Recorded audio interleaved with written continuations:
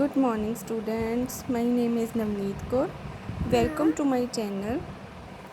आज ਆਪਾਂ जो interpretation of economic interpretation of differentiation कर रहे हैं उसका नैक्सट पार्ट करांगे।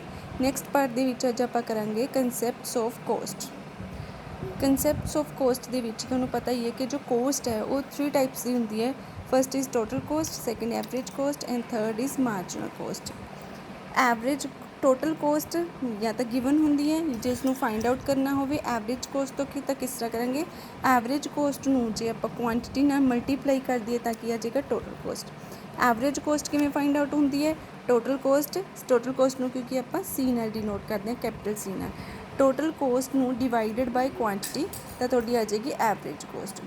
दैन है मार्जिनल कोस्ट। मार्जिनल कोस्ट किस तरह करनी है, मार्जिनल कोस्ट लिए आप की करांगे DC अपॉन DX, मतलब क्वांटिटी के चेंज होने नाल कोस्ट च कितना चेंज आया, क्वांटिटी के चेंज होने नाल कोस्ट के विच कितना चेंज आया, वो थोड़ी की है मार्जिनल कोस्ट।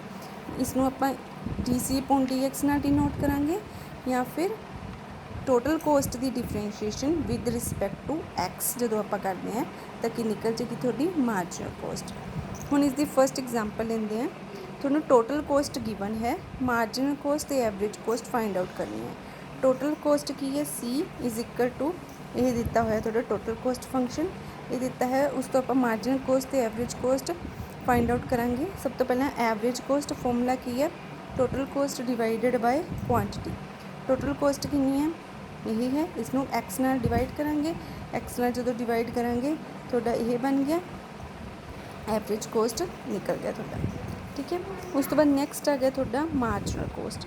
मार्जिनल कोस्ट जोड़ा है वो की होंदा है टोटल DC अपॉन DX, मतलब कि टोटल कोस्ट की डिफरेंशिएशन। टोटल कोस्ट की है अपने को, टोटल कोस्ट गिवन है तो इसकी आप डिफरेंशिएशन करांगे। जो आप डिफरेंशिएशन करांगे इसकी अगी 0, इसकी 1000 आ गई, इसकी 1000x आ गई, तो इवें इसकी 3 अगे आ जाएगा, 3 नाल 3 कटेगा 2x स्क्वेयर आ गया। तो मार्जिनल कोस्ट कितनी आ गई, यही आ गई मार्जिनल कोस्ट।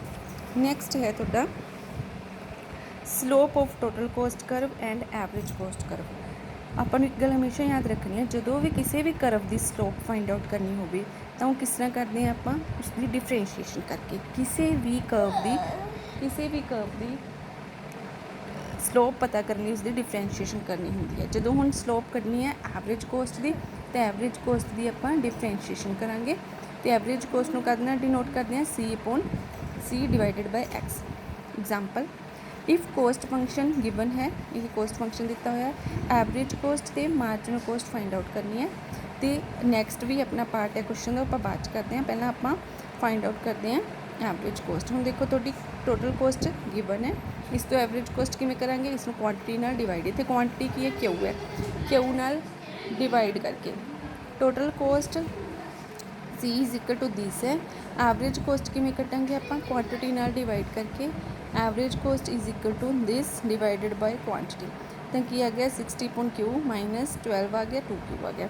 उस तो बाद स्लोप कटनी है एवरेज कोस्ट की, स्लोप कटनी उसकी डिफरेंशिएशन करनी होंगी है, तो इस चीज़ की आप डिफरेंशिएशन करांगे। इसकी डिफरेंशिएशन की डिफरेंशिएशन करनी जो डिनोमीनेटर च ईजी बनानी, इसनों आप की करांगे न्यूमनेटर च ले जाएंगे, इतने Q की पावर 1 है, ऊपर जाके -1 बन जाएगी, तो पावर की बन गया 60 Q की power -1 -12 plus 2Q।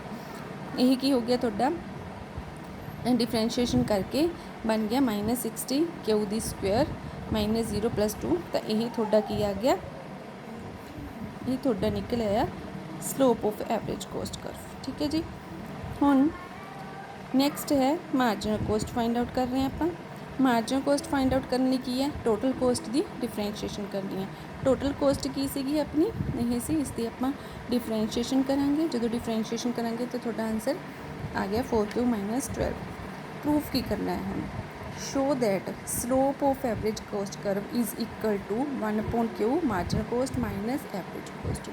Slope of average cost curve, slope of average cost आपने कट दी, marginal cost minus average cost 1 upon Q नाल इनू मल्टीप्लाई करना, तो 1 upon Q marginal cost minus average cost अपने सारा कुछ कट लिया, मार्जिनल भी एवरेज भी, तो आप की करेंगे 1 अपॉन Q ਮਾਰਜਨਲ ਕੋਸਟ ਇਹ ਹੈ ਆਪਣੀ, ਆਪਾਂ ਨੇ ਕੱਢੀ ਸੀਗੀ ਮਾਰਜਨਲ ਕੋਸਟ, ਮਾਈਨਸ ਕੀ ਕਰਨਾ ਐਵਰੇਜ ਕੋਸਟ। ਐਵਰੇਜ ਕੋਸਟ ਨੂੰ ਆਪਾਂ ਨੇ ਜਿਹੜੀ ਆਪਾਂ ਐਵਰੇਜ ਕੋਸਟ ਕੱਢੀ ਸੀ ਉਸਨੂੰ ਆਪਾਂ ਨੇ ਇਹ ਕੱਢੀ ਸੀ ਆਪਾਂ ਨੇ ਐਵਰੇਜ ਕੋਸਟ, ਇਸਨੂੰ ਮਾਈਨਸ ਕਰਤਾ।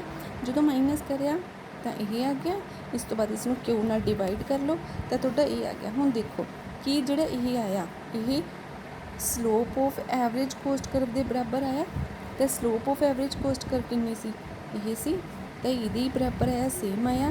ठीक है, इसलिए क्या इक्वल है स्लोप ऑफ एवरेज कॉस्ट कर दे, इसलिए अपना की हो गया प्रूव हो गया। तो इस तरह के क्वेश्चन ये सारे थोड़े की हैं कोर्स के क्वेश्चन है। Okay bye, thank you.